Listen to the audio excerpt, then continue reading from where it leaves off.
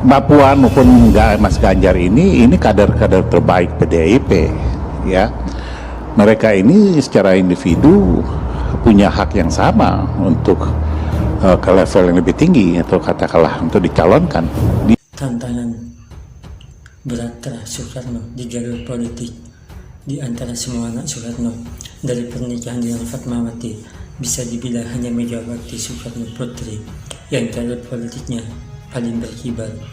Partai yang dia pimpin, PDI Perjuangan, memenangi 3 dari 5 pemilihan umum di era reformasi atau pasca kejatuhan Soeharto pada 1998. Mega, sapaan Megawati Soekarno Putri, juga pernah menduduki kursi RI.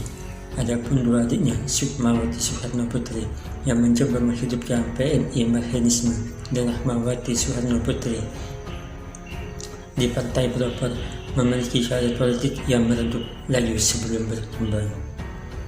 Di level cucu saat ini juga hanya Puan Maharani, putri Mega dari pernikahan dengan Taufik Kemas, yang berada di jajaran elit partai dan perpolitikan nasional.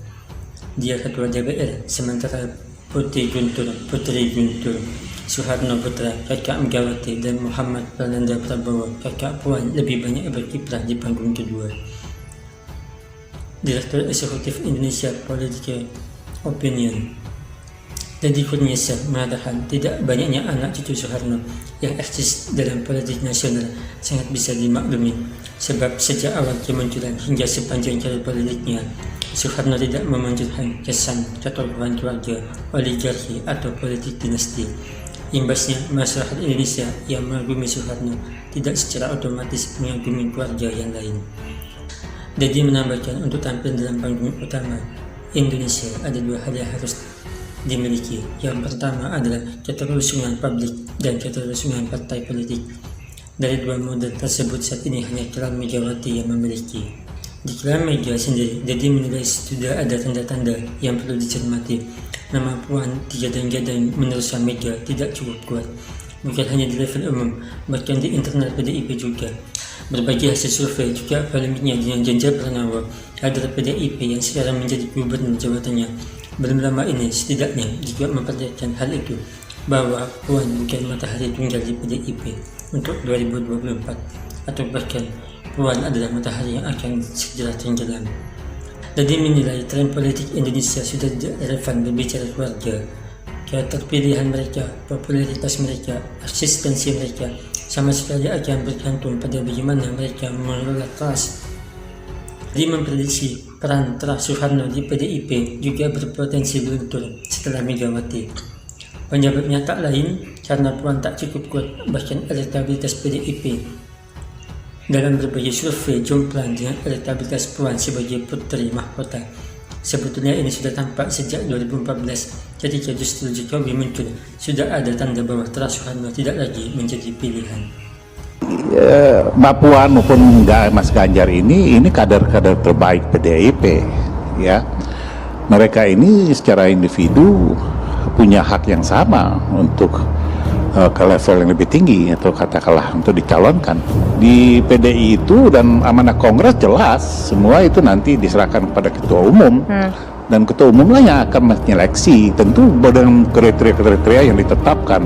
Jadi saya pikir PDIP sampai hari ini tidak ada konflik yang tajam yang melebar. Hal yang terjadi cuma romantika, dinamika yang lumrah. Dinamika yang terjadi seperti di PDI kemarin itu hampir semua partai mengalami lah ya. Tapi yang harus dipahami bahwa kejadian Ganjar ini membuat malah memantik dukungan rakyat itu ke Pak Ganjar begitu luar biasa hari ini. Salah satunya contohnya saya hari ini sebagai relawan Jokowi sedikit terprovokasi dengan tindakan elit internal partai PDI Perjuangan itu sendiri, karena kejadian ini juga pernah terjadi di ketika Pak Jokowi begitu masifnya media sosial dukungan kepada Jokowi yang luar biasa saat itu. Begitu juga penolakannya, yang melakukan penolakan yang luar biasa itu kan di kelompok elit partai itu sendiri, dan itu terjadi lagi fenomena itu di Pak Ganjar. Karenanya saya menulis hari ini di media nasional, ke depan soal 2024 ini sebenarnya perjudian bagi PDIP, ingin mengembalikan kepada trust Soekarno sebagai capres 2024, tapi bekal elektabilitasnya tidak semenjulang Ganjar. Di situ PR-nya banyak. Jadi publik akhirnya mengkonfirmasi bahwa ada krisis kader di PDIP.